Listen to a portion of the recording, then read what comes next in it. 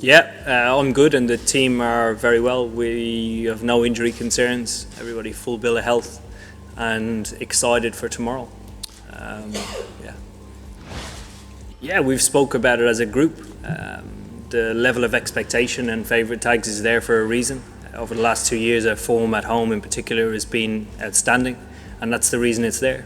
And to follow up your point, a lot of the World Cups that certainly I've played in and a couple of guys in the change room have played in, we've gone in with very little expectation and not done that well. And I'd pick this position over any other.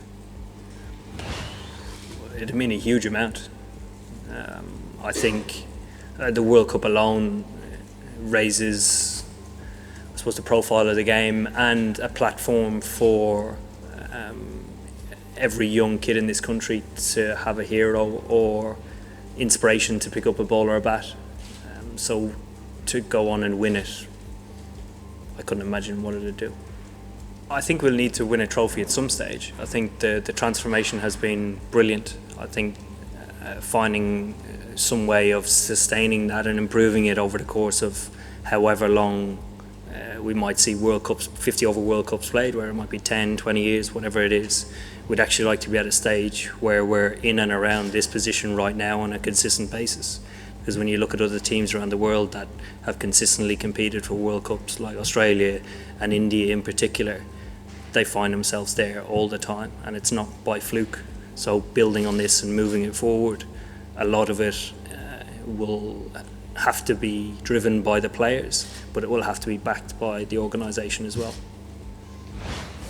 It's difficult to describe them unless you actually hear them say it, but I think there's a lot of belief within the room.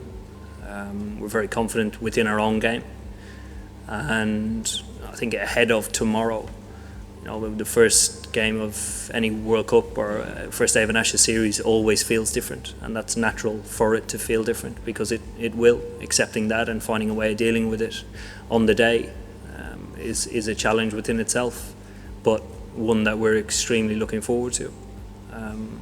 So in anticipation of that, we just can't wait for tomorrow to come. I wouldn't say we intimidate opposition. I think one of the most satisfying things about the way that we play is that in the changing room we enjoy it a huge amount, and that makes it awesome because we're always having fun. There's always a smile on our face, regardless if we're winning or losing, because we're always trying to improve and challenge each other. Yeah, I think to best position ourselves for the World Cup, every World Cup there's something that stands out, and it could be that every team is 3 down in the first 10 overs or 4 down or something like that, and we've prepared for that. So finding a way of adapting if that's the scenario in the morning for the 10:30 starts is going to be a challenge that we're going to have to either overcome or just get better at throughout the tournament. I think they're a well-rounded team. They're always a strong team coming into the tournament. They are very experienced as well. A lot of guys who have been around a long time. So they're just a well-rounded team. It's a strong attack. They've coped with Dale Steyn and previous, series for about a year and a half, I think, and they did a good job of that. The last time they played us at home, Dale Steyn wasn't here, so they have cover. Probably definitely not as a reputable a name as Dale Steyn, but they certainly have cover. Yeah, it's probably one of the strongest sides of my personality. It's something that I use quite a lot, and sort of to sum up what I'd never dreamt as a kid that I would captain England at a home World Cup. I dreamt about scoring a Test match 100. I dreamt about hitting the winning runs in a World Cup final potentially, but I never dreamt, not even my wildest dreams, that I would captain a home World Cup.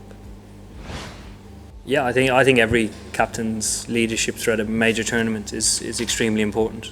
If they can do it with performance from the front and then dictate and guide and drive with tactics and things like that throughout the tournament is important.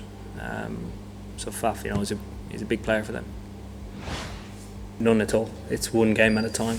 We've never really talked about momentum over the course of such a long tournament because you have actual. We would talk about it if there were games, 3 games in 2 days, and then another one 2 days later. I don't think it'll have a huge impact. Maybe towards the end of the group stages and into the maybe semi-finals and finals, but I don't see it, being like that early on. I wouldn't say it's now or never. It's just not something that crossed my mind. We've made a huge amount of progress. Cricketing at home is, thriving. The women's game is thriving. The impact of that World Cup 2 years ago was amazing. I think the impact of this World Cup can have, not as big an impact unless we go a long way, but it will have an impact on everybody. We got knocked out of the '99 World Cup early, but I still remember it like it was yesterday.